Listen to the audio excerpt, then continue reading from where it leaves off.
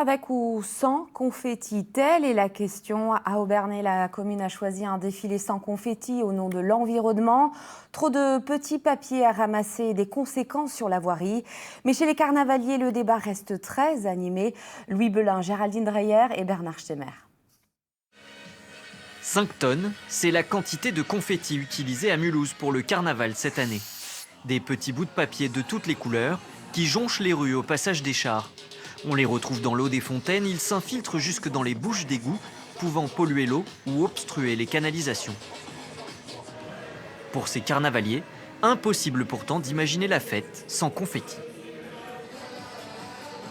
C'est que les confettis, ça peut avoir un impact, ça pollue un petit peu, mais c'est vrai que voilà, ce serait un peu comme Strasbourg sans son gros sapin. C'est la festivité en fait du carnaval. C'est comme si on distribuerait plus de bonbons en fait. Alors pourquoi on serait là?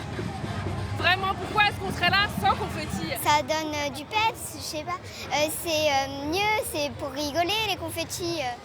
Certaines communes en Belgique, en Allemagne et même en Alsace ont décidé de bannir les confettis cette année, même en papier. Les organisateurs mulhousiens, eux, espèrent rester à l'abri de toute interdiction. Oui, ça serait triste, oui. Ouais, vous voyez bien, hein, ça serait triste. Ok, je suis d'accord, c'est un peu de l'argent foutu en l'air, mais c'est les traditions.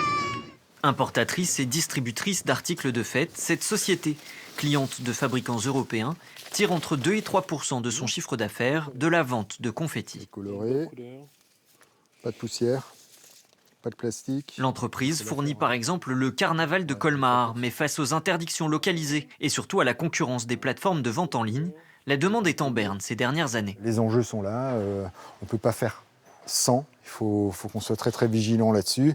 Je trouve qu'il y a plein d'autres choses sur lesquelles on pourrait focaliser en matière d'écologie et pas forcément sur le côté festif, parce que quand on emmène des enfants et des petits-enfants sur une cavalcade, ils s'attendent quand même à avoir effectivement des confettis.